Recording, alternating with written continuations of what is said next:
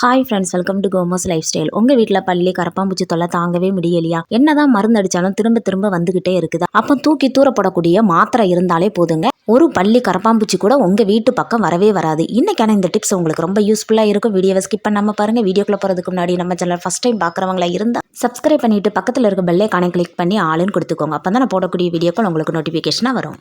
மாத்திரைலாம் expiry ஆயிடுச்சு அப்படின்னா தூக்கி தூர போட்டுருவோம். இனிமேல் அப்படி தூக்கி தூர போடாதாங்க. தலைவலி மாத்திரை, காய்ச்சல் மாத்திரை இருந்தால் எடுத்துக்கோங்க. இதில் நான் ஒரு 3 மாத்திரை எடுத்திருக்கேன். ஒரு மாத்திரை பெரிய மாத்திரை, 2 மாத்திரை சின்ன மாத்திரையாக எடுத்திருக்கேன். பெரிய மாத்திரையாக இருந்தால் 2 மாத்திரை போதும். இந்த மாத்திரை மட்டும் இருந்தாலே போதும், நம்ம வீட்டுக்கு ஒரு பள்ளி கரப்பாம்பூச்சி கூட வரவே வராது. இப்போ இந்த மாத்திரையை ஒரு பேப்பரில் சேர்த்துட்டு ஒரு எடிக்கல்ல வச்சு தட்டி நல்லா பவுட்ரு பண்ணி எடுத்துக்கலாம்.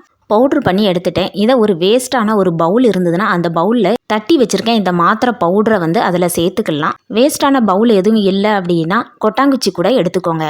இது கூடவே ஒரே பொருள் சேர்க்க போகிறோம், டெட்டால் ஒரு மூடி சேர்த்துக்கலாம்.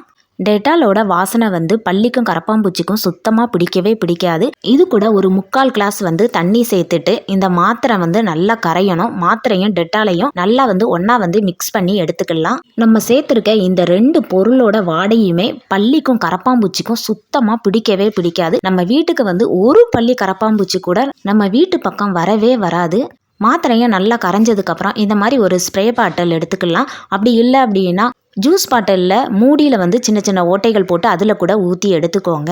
மீதம் இருக்க இந்த லிக்யூடில் காட்டன் எடுத்துருக்கேன். சின்ன சின்ன பால்களாக உருட்டி எடுத்துக்கலாம். உருட்டி ரெடி பண்ணி வச்சுருக்கேன் இந்த லிக்யூடில் போட்டுக்கலாம். காட்டன் இல்லை அப்படின்னா டிஷ்யூ பேப்பர் எடுத்துக்கோங்க. அப்படி இல்லை அப்படின்னா நியூஸ் பேப்பர் கூட எடுத்துக்கோங்க. காட்டன் நல்லா அந்த லிக்யூடில் நல்லா ஊறட்டும். இது அப்படியே ஒரு 10 நிமிஷத்துக்கு ஓரமாக வச்சிடலாம். குழந்தைங்க கையில் படாதபடி வச்சுக்கோங்க. இப்போ நம்ம ரெடி பண்ணி வச்சுருக்கேன் இந்த ஸ்ப்ரே பாட்டிலில் இருக்க தண்ணியை நைட்டு கிச்சனை க்ளீன் பண்ணதுக்கப்புறம் கேஸ் அடுப்பில் இந்த மாதிரி ஸ்ப்ரே பண்ணி விட்டுட்டு ஒரு துணி வச்சு தொடச்சிட்டிங்க அப்படின்னா இந்த வாடைக்கு கிச்சன் பக்கம் பல்லியும் கரப்பாம்பூச்சியும் வரவே வராது.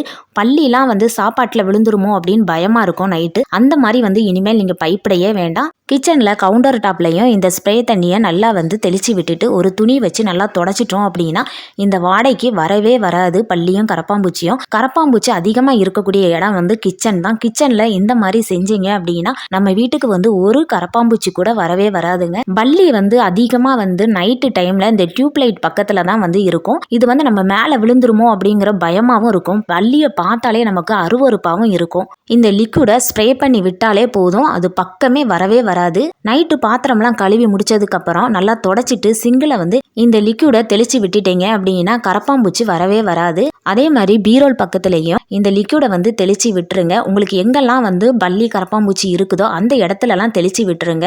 இந்த மாதிரி தெளித்து விட்டீங்க அப்படின்னா ஒரு பல்லி கரப்பாம்பூச்சி கூட உங்கள் வீட்டில் நீங்கள் பார்க்கவே முடியாது. 10 நிமிஷமாக ஊற வச்சிருக்க இந்த காட்டனை எடுத்து நைட்டு தூங்க போகிறதுக்கு முன்னாடி இந்த காட்டனை சிங்கில் இந்த மாதிரி போட்டு விட்டுருங்க. ஏன்னா கரப்பாம்பூச்சி அதிகமாக வரக்கூடிய இடம் சிங்கு தான். எப்போவுமே கிச்சன் சிங்கை சுத்தமாக வச்சுக்கிட்டோம் அப்படின்னா கரப்பாம்பூச்சி வரவே வராது. நைட்டு டைமில் அடுப்புக்கு பின்னாடியும் இந்த காட்டனை வச்சு விட்டுருங்க. குழந்தைங்களுக்கு எட்டாத இடத்துல பார்த்து வைங்க. சிங்குக்கு கீழே தண்ணி போகிற இடத்துலையும் ஒரு காட்டனை வச்சு விட்டுருங்க. அதே மாதிரி ஃப்ரிட்ஜுக்கு கீழே, வாஷிங் மிஷினுக்கு கீழேயும் காட்டனை வச்சு விட்ருங்க. மளிகை ஜாமான் வச்சுக்கிற அந்த பாக்ஸ் பக்கத்துலலாம் கரப்பாம்பூச்சி ஓடிக்கிட்டே இருக்கும். அந்த இடத்துலையும் இந்த மாதிரி காட்டனை வச்சு விட்ருங்க. இந்த மாதிரி செய்யும்போது ஒரு பள்ளி கரப்பாம்பூச்சி கூட நம்ம வீட்டுக்கு வரவே வராது. இதுக்காக கெமிக்கல் கலந்த லிக்விடெல்லாம் வாங்கி யூஸ் பண்ணாதங்க. வேஸ்ட்டுன்னு தூக்கி தூர போடக்கூடிய மாத்திரை இருந்தாலே போதும். இந்த மாத்திரையோட வாடகைக்கு ஒரு பள்ளி கரப்பாம்பூச்சி கூட நம்ம வீட்டு பக்கம் வரவே வராது. கண்டிப்பாக ட்ரை பண்ணுங்க. இந்த டிப் உங்களுக்கு ரொம்ப யூஸ்ஃபுல்லாக இருக்கும். அப்படி யூஸ்ஃபுல்லாக இருந்ததுன்னா லைக் பண்ணுங்கள், உங்கள் ஃப்ரெண்ட்ஸ் அண்ட் ஃபேமிலிக்கு ஷேர் பண்ணுங்கள். மறக்காமல் சப்ஸ்கிரைப் பண்ணுங்கள். அடுத்த வீடியோவில் பார்க்கலாம். தேங்க்ஸ் ஃபார் வாட்சிங்.